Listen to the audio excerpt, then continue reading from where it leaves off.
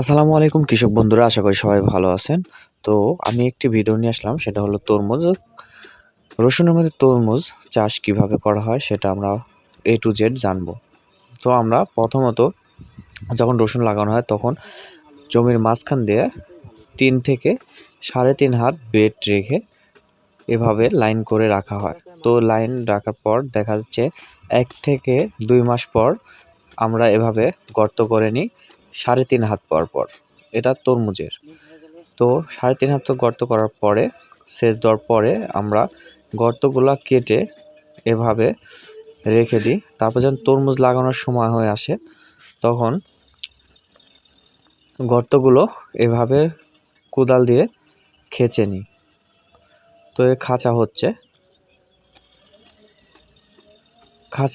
মানে মাটিগুলা চিকন করে নেওয়া হচ্ছে কোদাল দিয়ে খেঁচে। তো দ্বিতীয় ধাপ হলো আমরা যে মাটিগুলো আমরা কোদাল দিয়ে খেঁচে নিলাম সেটা হলো এখন আমরা চিকন করে নেব। একদম গুঁড়া হাতের তালু দিয়ে গুঁড়া করে ফেলবো, যাতে বীজ যখন রোপণ করব বড় যেন মাটির ঢেলাগুলো না থাকে। তো যেখানে লাগাবো আমরা চেষ্টা করব সেখানে চিকন সুন্দর গুঁড়া মাটি রাখার। তো দেখুন হাত দিয়ে কিভাবে মাটিগুলা চিকন করে গুঁড়া করে নেওয়া হচ্ছে। এভাবে গুঁড়া করলে আসলে যখন বীজের সাথে যে ট্যাগ বের হয়, এই ট্যাগটা মাটির নিচে যেতে কোনো অসুবিধা হয় না। এর জন্য মাটিগুলা গুঁড়া করে নেওয়া হচ্ছে। তো দুই পাশে দেখতে পাচ্ছেন রসুন, আর 1 ফিট করে বা 1 ফিটের একটু বেশি আমরা জায়গা রেখে দিই যাতে হাঁটতে সুবিধা হয়।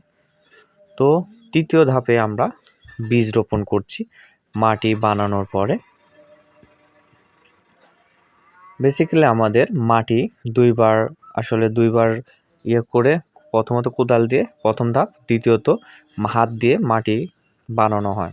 তো মাটি বানানোর পর আমরা বীজ রোপণ করছি।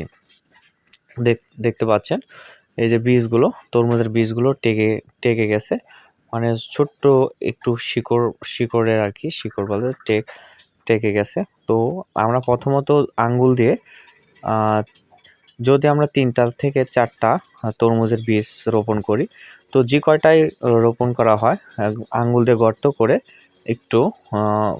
করে নেওয়া হয়।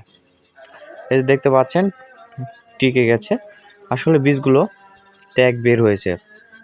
তো ট্যাগ বের হওয়ার পরে আমরা আসলে বীজগুলো মাটিতে রোপণ করি।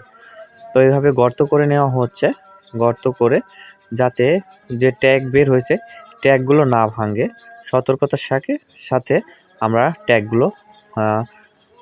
বীজগুলো বপন করে থাকি।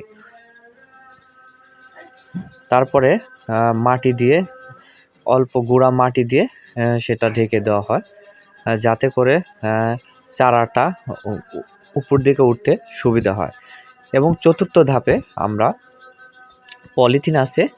যে পলিথিনটা আছে তরমুজের 12x12, সেটা আমরা ওই গর্তের উপরে ঢেকে দিই এবং পলিথিনের চারকানিতে একটু বড় ঢেল দিয়ে মাঝখানে গুঁড়া মাটি দিয়ে থাকি। তো দেখতে পাচ্ছেন যে পলি দিয়ে কাজ করছে। এই যে দেখতে পাচ্ছেন, আমরা প্র্যাকটিক্যালে দেখিয়ে দিচ্ছি। তো আপনাদের যদি কোনো অসুবিধা হয় দেখতে বা জানতে, আরও কিছু যদি জানা থাকে অবশ্যই কমেন্ট করবেন, আমি কমেন্টে রিপ্লাই দেবো ইনশাআল্লাহ।